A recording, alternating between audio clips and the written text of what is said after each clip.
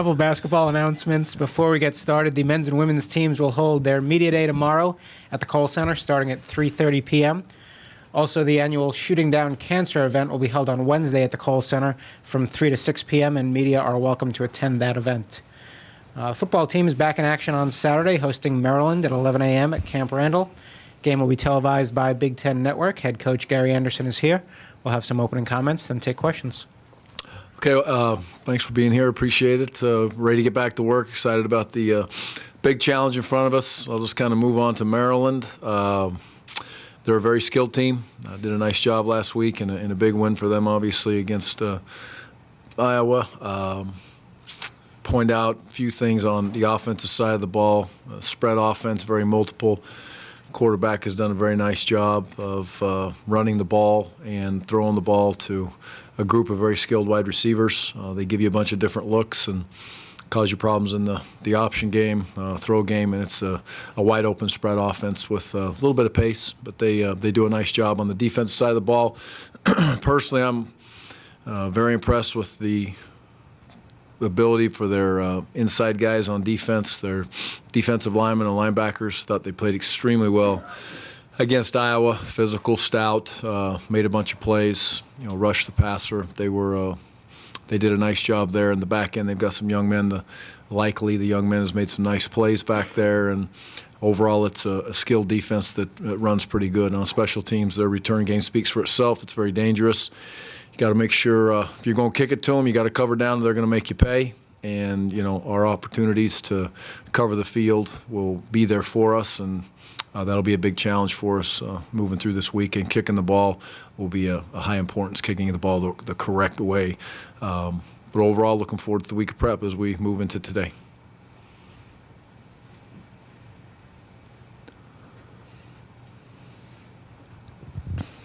Gary, regarding their offense, it appeared that Iowa had a difficult time locating the ball with the ball fakes in the backfield by the quarterback, whether it was play action passes or their misdirection running game. How important is that going to be this week for you guys to see it quickly and able to get there? Yeah, it'll be. It's a big part of it, and it's not. I'm not going to sit back and say it's an offense, that's designed on, just tricking you. It's not. But they do a lot of things. There's a lot of formations. There's a lot of different parts to it. There's pullers. There's great play-action pass schemes that come out of it. And so your pre-snap awareness will be important, then our ability to fit where you need to fit. Many of their plays are built and designed to kind of cut a defense in half, if you will, by things that can go on both sides of the football, whether that be a screen play or pullers going opposite of where the ball is really going. So there's a lot to it. It'll be important to tackle in space also, I would say, that they force you to tackle the quarterback, the running backs, whoever it may be, in space. So our ability to get that done athlete on athlete will be very important for us. Beck? Coach, where are we at as far as status of Herring and Watt injury-wise? We'll have to see how the week goes. So I'm optimistic, just like I said at the end of last week. So I'll remain optimistic until I'm told that they're going to play. So I'm not optimistic anymore. I was correct, and if I'm told different, then I won't be correct. But I hope they play. Andy? Gary, at the halfway point of the season, what concerns you most as a coach? Your passing offense, which is obviously not where you would like it to be, your turnover margin, or your red zone conversion ratio. All those numbers are much different than they were a year ago. Well, I don't even know if I could sit back and say one of those is more important than the other. I think they're all three very important, and it's holding us back from being more productive on the offensive side of the ball, and those are three things that we've absolutely discussed, along with our ability on defense to not give up the big play in crucial situations, and that's easy to say. That kind of what happens when you give up a big play in critical situations on defense, but there's been some of those that have really hurt us, and then our inability to be able to kick the ball effectively, especially in the punting game. So, those 5 or 6 things are vital to us. It's important that as coaches we stress the importance of it getting better, and players understand the importance of it getting better, and then we see us get better. I mean, that's the bottom line, is we need to get better in those areas, and there is no sit back and say, well, this and that and whatever. We need to be better. Jeff? Gary, you mentioned when facing a really good return guy, and Maryland has 2 of them, both punt and kick, that the best way is just to not give them a chance to return it. Can Endicott give you that on kickoffs? And with the rugby style with Drew, can he just try to get it directional, kick it out of bounds enough that you don't let that guy give you a chance?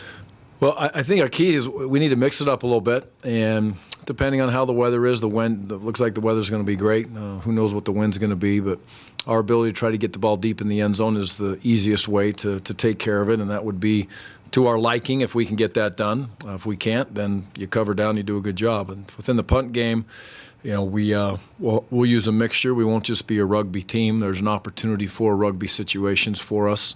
I think the key is to, again, when we do kick it well, and number two, get off and cover well. This is a punt return team that's much like our punt return team. I think they take great pride in blocking and given space to their returner, just like our kids have done a pretty good job with Kinzel back there all year long, and it becomes contagious within a punt return team when they've got a returner that know can do something. So, again, I would say it's a mixture of kicking the ball well, covering well, and then have some change-ups. Jesse? Gary, the depth chart this week lists Joel Stavi or Tanner McAvoy again. Is that just because you don't want to name a starter for tactical purposes, or are you going into this week again thinking it's yet another competition type situation? I wouldn't say it's a competition. We have two quarterbacks, and those kids are completely on board with that, and that's the way I see us progressing, and that's the way we're moving forward. And Andy believes it's best to have the ability to both quarterbacks for what they can bring to the offense at certain moments in certain situations. So we'll continue to progress, forward. And the good thing is Joel and Tanner understand it. I think they get it. They're competitors. Would they like to take every snap? Yes, but they also understand where they sit, and they're working to get better, just like we're trying to help them get better as coaches and put the offense around them to give them the best chance to be successful.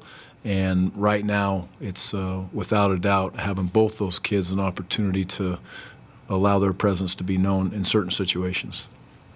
Janara? Gary, now that you've gone through it, how much do you like the 2 bye-week schedule, and especially helpful this season with the issues you're working through on offense and with the injuries too?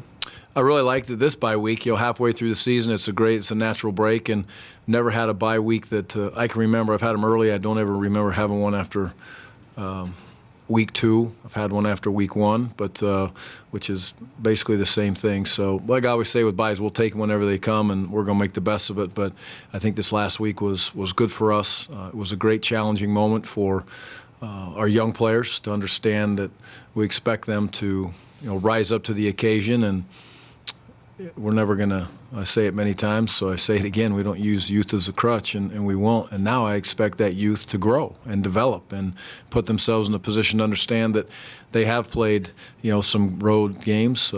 They've lined up in Camp Randall now 4 times, and whether they've played 6 or 7 snaps or they've played 70 or 80 snaps, they should be able to get into the moment and understand it better, and I expect them to produce at a higher level when given the opportunity. Gary, what did you think of Maryland and Rutgers before you ever knew you were going to play them, and what do you think of them now that they've had some Big Ten games under their belt? I just didn't know much about them other than simply watching them on TV. Had a little bit of a tie with Maryland. Brian Stewart, their defensive coordinator, was with us way back when at NAU.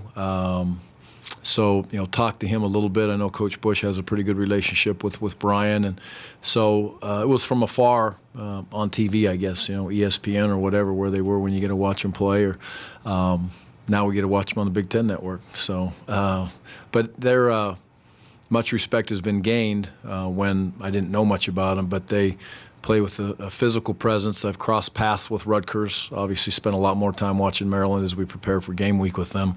But they'll fit in very well. They seem to have a very nice recruiting base. They're physical. They're tacklers on defense. Very, very technically sound, I would say, within the fundamentals of tackling. They do a nice job, and they'll do just fine in this league as they continue to grow. And right now we're doing pretty good too. Gary, has it been your experience over time that at the halfway point of the season, you are who you are? Your strengths through the first 6 games are your strengths, and your weaknesses, your inabilities are your inabilities, and you're going to have to just deal with them? I don't think I'd ever cave in and say, oh, we can't do that. That's just not my nature. We're going to continue to work hard, and we understand your deficiencies, and people are going to, prey on your deficiencies. That's what good coaches do, and they're going to send until you can say that you fixed it, they're going to make you pay. And this league is full of very, very good coaches, and it's no different with this week with Maryland. They're very good coaches. So you've got to look at it. You've got to address it. You try to mold and get the best kids you can get out there on offense, defense, and special teams to give you an opportunity to win football games. But you also have to understand who you are, and you can't just keep trying to beat it down and beat it down. If you can't do it, you got to move on and do some other things. And I think that we've done a pretty good job of that on offense and defense, although we need to see more production in some of those areas that we talked earlier about, or we won't be a good football team, let alone have an opportunity to be a great football team as we move forward. Jeff? I forgot to ask you, did you expect Marcus Trotter back this week? And also, I know obviously Landish came back with the brace on. Yep. But do you expect Landish, Trotter, and if those guys are at full strength, you still want to work Leon in there on the inside as well? Yes, to all those. I expect Derek to be full steam, Marcus to be full steam, and Leon to continue to grow, develop, get the practice reps, and move forward and be involved in the game plan. As we go through the week, and getting Marcus back is big for us. He's played very well now when we've had him, and he's been healthy. He's been a force, and I go all the way back to a year ago, I believe it was, when Chris was hurt in the Illinois game. So when Marcus has been given that opportunity, he's played well, and he deserves to be given that opportunity in my mind again this week, and he will be the starter as long as he's healthy, and we would expect nothing more than to have him play at a high level again. But Leon has an opportunity to be in the mix also. Eric? With what Melvin's done this year, obviously he's gained a lot of national recognition with Heisman buzz and things of that nature. What does it mean to have a guy like that on this team, not just on the field, but what does it mean for the program as far as having a guy who's getting the Heisman buzz and the national recognition and things of that nature? It's always great to have your name out there when it's attached to something like Melvin Gordon, or attached to a young man like Melvin Gordon, I should say. He's, y'all know what I think of him on and off the field, but from a recruiting standpoint, it's big for us, not just because of not just at the running back position. It's big for us to be in the national spotlight. I don't know how many times this weekend I saw the Heisman hopefuls come up, and I never saw one that didn't have Melvin on it. So it's great for Wisconsin overall as a university, and to have such a great young man, and kind of be the poster board. You're in good shoes with that kid being up there. Andy? Gary, referring specifically to Watt and Herring, what is your rule regarding how long they have to practice? Do they have to be on the field at the outset of the week? What is your overview on how you handle injuries like that? Yeah, those kids, as soon as they can get back and play, they'll be prepared to get into the the game prep opportunities. That'll be handled a lot early in the week, especially by the trainers. It's really going to be how they progress. If they're ready to play, well, I'll expect them to jog out there and be ready to play. How much they play, who really knows? I think it's so early to say, but if they're ready to go, they'll play quite a few reps on Saturday. John? This will be the 5th time you've opened at 11 a.m. here at home, and I know that's not ideal for the fans. It probably wouldn't be the team's first choice, but have there been challenges, dealing with so many? You can always expect that in the Central Time Zone, but having so many here? I've asked that question in the past, is it abnormal? And Coach Strick told me a few years ago, like every game except maybe one was at 11 o'clock the whole season. And so it's something that our kids, it doesn't really faze them. I don't think it really bothers them to play at 11. Or we played one night game. We played at 2:30 once, and then we played at 11 on all the other ones. So not a big deal. It's the place that it probably hurts us the most is in recruiting. We have a huge recruiting weekend this weekend, and every game at home this year has been at 11 o'clock. And you try to get kids on bye weeks to get up here on Friday night. Sometimes that works, sometimes it doesn't. But if a kid plays on Friday and he has to drive to get here, or he has to get on an airplane to get here for an official visit, it becomes difficult for them to, see the game, or hopefully they get to see some of it, if not all of it, and experience Camp Randall, because you can't show that on a video presentation or whatever it may be. It just to be in that stadium and be part of that experience on game day is something that we really like our recruits to be part of if possible. So do we play better or worse at a different time? No. A little bit later kickoff would be good a couple times a year for some recruiting. Zach?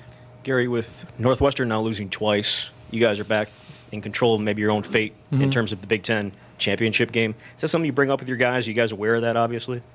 Yeah, I think most we absolutely talk about it, yes. I walk through the coaches' offices and their meeting rooms, and a lot of those coaches have the standings up on the board once we got into the Big Ten so the kids understand where they sit. I would be very hopeful that our kids would already know that, which I'm sure they do. Don't make a big deal out of it other than they understand where they sit. The season's halfway over. There's a bunch of league games left. Every game we play right now is going to be very, very meaningful as far as moving on and having an opportunity to get into a bowl game and having an opportunity to compete and get into that big game that allows us to have an opportunity to get to the championship game. So our kids are, I'm sure, very aware of it, but that really should be in the back of our mind for this football team and, in my opinion, for any football team right now. Just take it one step at a time, and what's at the end of the rainbow hopefully is a nice pot of gold and, not a penny sitting there. Andy? Gary, with regards to the teams in the Western Division, has anything caught you by surprise to this point? Has anybody stood out where you went, I didn't think they'd be that good, or they haven't performed the way they thought? Again, not giving scouting reports, but just your thoughts on that? Well, I would say I felt going in it was going to be very competitive, much more so than what everybody turned around and talked about. And I think it's shown to be that at this point. Every team can line up and play, and they have playmakers, and given the opportunity, they're going to put themselves in a spot to be able to win the game. So I'm not surprised at all with how competitive it is, number one, and I think it will continue to remain competitive, quite frankly, probably right down to the last week to see. There's going to be, might be, 4 teams left in that thing at the end. Who knows as you look at it, and it's crazy right now. It'll work its way out, but there's, again, good coaches, good players. This is the Big Ten. You're going to have good football teams, and they're going to continue to work to get better as the season goes on and take advantage of your deficiencies that you may have and try to take away what you do well, and that's what good coaches do. Jim? Gary, your relationship with Dave Aranda dates back to a football camp in Hawaii, correct? Can you tell me what you saw in him there that made you want to hire him at Utah State? Was it word of mouth? Was it something specifically there? Or just curious in finding out about that relationship? Dave and I actually spent a kind of a week together at a camp. It was 4 or 5 days on Maui at a camp. It was tough duty having to go to Maui for a camp for 4 or 5 days, but we dug our way through it. I got to see him coach. I got to see him be around young men, how he really taught. And Dave's personality is much, much different than mine, and I never try to really hire a coach off of personality. I just try to hire a coach off what he's done and his ability to be able to, number one, teach young men, be around young men, and care about young men. And he showed me in that week he definitely did that. We were able to talk a little bit of football, and he had enough of a background to let me understand that he had put together some nice pieces to puzzles in defense. Probably the most important part was his boss at Hawaii, Greg McMackin, was the head coach at Hawaii, who I have tremendous, tremendous respect for. And when I called Greg about possibly hiring Dave Aranda, he without question said that'd be a great hire, and it turned out to be. So that's kind of how that story went. But he cares about young men, which is number one, and he does a nice job recruiting, and then he molds a pretty good defense together also. Anything else for Coach? Okay, thank you all. Go Badgers.